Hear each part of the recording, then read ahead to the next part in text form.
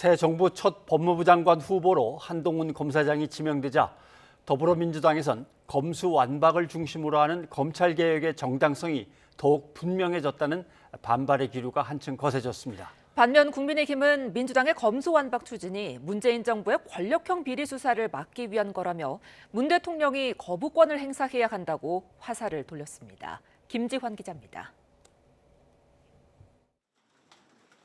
윤석열 당선인이 최측근인 한동훈 검사장을 법무부 장관 후보로 지명하자 민주당에선 격앙된 반응이 쏟아져 나왔습니다.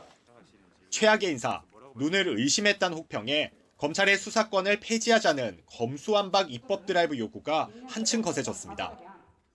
새 정부에 협조하지 말고 단호히 싸워야 한다.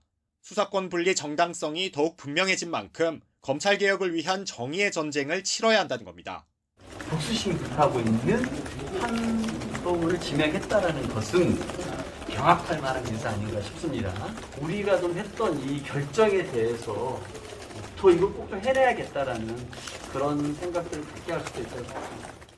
또 검수완박은 검찰의 정상화이지 정권의 비리 수사를 회피하려는 목적이 아니라고 비판 여론에 선을 그었습니다. 검찰 정상화는 권력기관 선진화의 시작입니다. 민주당은 70년 동안 검찰이 부당하게 누려온 특권을 국민께 돌려드리고 검찰을 똑바로 세우겠습니다. 반면 국민의힘은 한 검사장의 전문성과 능력이 법무장관 후보로 충분하다고 엄호하면서 검찰의 수사권을 폐지하면 권력형 비리 수사가 불가능해질 것이라고 반박했습니다.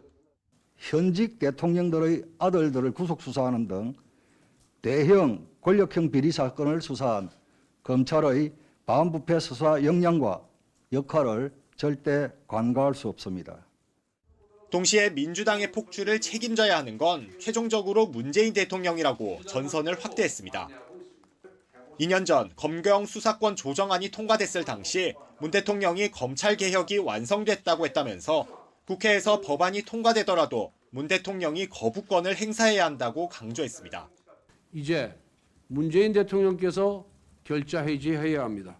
설령 민주당이 무리하게 국회에서 검수완박법을 처리한다고 하더라도 문 대통령께서는 거부권을 행사해야 합니다.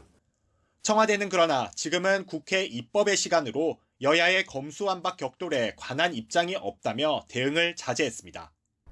한 검사장의 법무장관 후보 지명에 따라 민주당이 검수완박 입법 고삐를 더욱 바짝 쥐고 국민의힘은 문 대통령의 책임론까지 거론하면서 신구 권력 갈등 양상까지 더해지는 등 검찰개혁 입법을 둘러싼 갈등이 더욱 증폭되고 있습니다. YTN 김지환입니다.